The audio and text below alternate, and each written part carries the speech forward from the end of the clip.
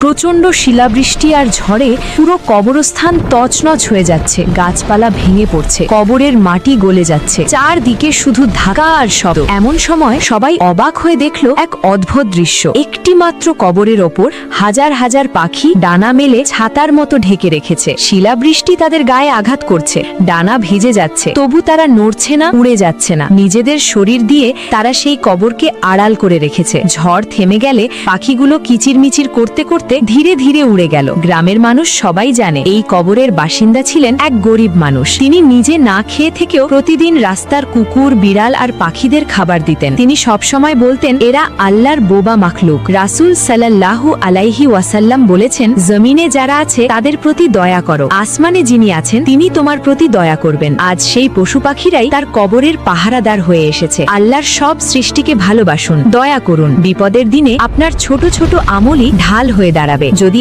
আপনিও প্রাণীদের ভালোবাসেন তবে এখনই ভিডিওটি শেয়ার করুন আর চ্যানেলটি সাবস্ক্রাইব করুন।